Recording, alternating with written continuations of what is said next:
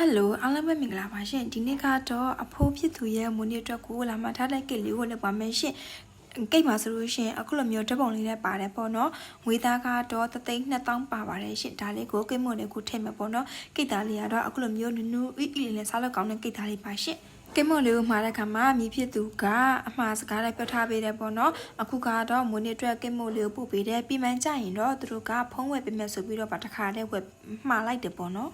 မွေးနေ့ရှင်ဦးလေးလည်း Happy Birthday ပါဒီနေ့ကြားရတဲ့မွေးနေ့ရင်စာယူပြီးတော့ပေါ့နော်အခုလိုမျိုးသားတွေသမီးတွေညီးတွေမြည်တယ်နဲ့ပေါ့နော်ပျော်ရွှင်ကြည့်မွေးနေ့ကိုဖက်တန်းနေပါစေရှင့်ကိတ်မွေးလေးကိုလည်းတဘောချလိုက်မယ်လို့မျှော်လင့်ပါတယ်နော်အခုလိုမျိုးအဖိုးရဲ့ဒီဓာတ်ပုံလေးကိုတကူတက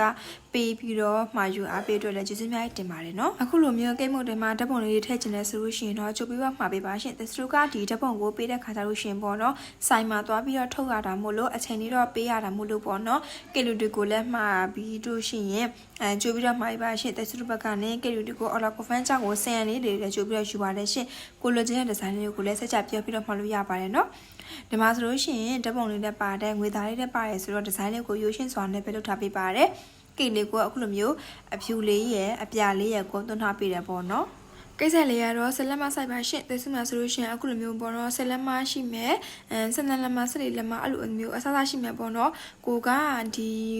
အိမ်မှာမွေးနေ့ခွဲဖို့အတွက်လူဦးရေကများရဲဆိုလို့ရှိရင်တော့ကိစ္စအကြီးလေးတွေကိုရွေးချက်ပြီးတော့မှယူလို့ရပါတယ်ရှင်။ဇင်းတော်လေးတွေလည်းအစားရှိတာမို့လို့စကြက်ပြောပြီးတော့မှယူလို့ရပါတယ်နော်။တက်စုကမော်မြန်ကပါရှင်မော်မြန်မြို့တွေကိုပဲအော်ဒါလေးကိုလက်ခံပါတယ်။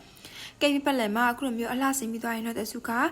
ကာစတမာလေးကဒီအကြောင်းလေးကိုကြိုက်တယ်ဆိုတော့တက်စုကအခုလိုမျိုးပေါ့နော်ပန်းလေးတွေကိုပုံဖော်ပြီးတော့ထည့်ထားပေးပါတယ်ရှင်။ဒီကိတ်လေးကလေးဆက်လက်မဆိုင်ဆိုတော့တက်စုကဒီဘက်မှာဆိုလို့ရှိရင်9,000နဲ့ရောင်းပါတယ်ရှင်။တက်စုကပေါ့နော်ဇီလေးတွေကိုအဲ့လိုမျိုး comment တွေမှာမေးကြတယ်ပေါ့နော်တက်စုကကြတော့ဒီ comment တွေမှာဈေးတွေဆိုလို့ရှိရင်ဖြေရတာအဆင်မပြေဘူးပေါ့နော်သူတို့ရဲ့ဒီ policy တွေရှိတာမို့လို့ပေါ့နော်ကြည့်ရအသေးသေးသိချင်တယ်ဆိုလို့ရှိရင်တော့စီမမေးပါရှင်တက်စုကစီမဆိုလို့ရှိရင်